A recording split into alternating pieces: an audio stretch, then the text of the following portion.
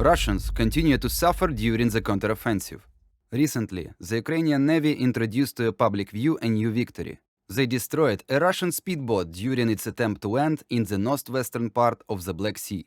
There is no safe place for Russians anymore. As Ukraine intelligence chief Kirill Budanov said earlier, those who have done any bad things better leave. During the successful operation, Ukrainians killed 6 Russian soldiers, and 2 more were injured. But the biggest victory is the destruction of a speedboat KS-701 Donetsk. Was it the only time Russians have been routed this week? Let's find out together. Recently, Ukrainian militaries managed to destroy a Russian anti-drone unit in Donetsk Oblast. This operation has been held by Ukrainian Marines and Ukrainian Defense Forces. They have published a video from a Ukrainian kamikaze drone. It destroyed the unit with a single hit. More and more often Ukrainian drones are causing troubles for enemy. Currently, they cannot hide even in their own country. St. Petersburg, the second biggest city of the terrorist state, has been set on fire. The oil depot suffered from a fire breakout, even though dozens of firefighters were called to the place. Flame covered a huge hangar and it took several hours to extinguish it. Russian Emergency Ministry stated that they do not know the reason for the accident yet. Still, it's widely known which country has been preparing its revenge for the last year. Ukraine continues cooperating with those Russians who do not support the war and Putin's regime. Such subversive actions continue taking place all over the country, changing the course of war in favor of Ukraine.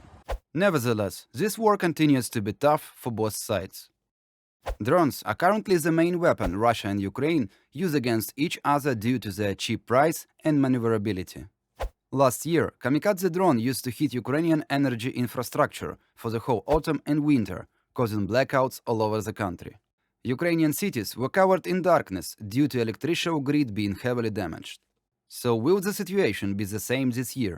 Recently, Russia tried to destroy Odessa port infrastructure with Shahid drones. Even though they have launched 25 drones, only 3 hit the target. According to Southern Defense Forces, Russian invaders carried several waves of attack. They have launched drones from 3 different areas, including occupied Ukrainian territories. Ukrainian Air Force destroyed 22 of them. This attack lasted more than 3.5 hours. Even though drones managed to damage port infrastructure, Ukrainian forces repelled the attack. This shows that Ukraine continues strengthening its air defense and getting ready for even bigger mass attacks in the upcoming autumn. Right after the attack, Ukrainian President Zelensky called his French colleague Emmanuel Macron. During the conversation, Zelensky emphasized that to protect both Ukrainian and European economic safety, they must bring these attacks to a halt. According to Ukrainian president, it can only be done by tearing down the Russian military-industrial complex. And if they manage to prevent Russia from accessing foreign components for its weapons, Russian military power is gone. Meanwhile, Ukrainian keeps questioning themselves whether they should be getting ready for blackouts this year. Air Force spokesman Yuri Ignat claimed the situation is less likely to repeat because Ukraine has strengthened its air defense greatly. Back then, Ukraine didn't have Western air defense systems, but currently, armed forces have such a variety of air defense equipment that might not be found in any other country. So, the only ones who have to be worried about further drone attacks are Russians. Meantime, Ukrainian drones keep targeting the Crimean Bridge. Russian Ministry of Defense reported that they have successfully struck 3 Ukrainian uncrewed surface drones. Nevertheless, sea babies continued causing problems for the occupiers. Drone attacks make them close to the bridge over and over again. Even though Russians keep saying that it's temporary, the only temporary thing here is their presence on the peninsula. In order to protect themselves, Russian armed forces tried to build additional fortifications and set obstacles. They even set a few ships near the bridge to take it harder for the Ukrainian vessels to hit their target. The situation causes them to be not the one who attacks, but the one who defends. Current Russian military strategy is resembling panicked actions more and more often. They relocated the so-called reserve army to the Lugansk region, so more experienced soldiers from the east of Ukraine could try to protect Russian positions in Zaporizhia Oblast. This desperate attempt to prevent Ukraine from advancing will definitely result in troop losses and equipment damage. According to ISW, new troops have been created out of poorly trained soldiers who didn't even have time to train properly.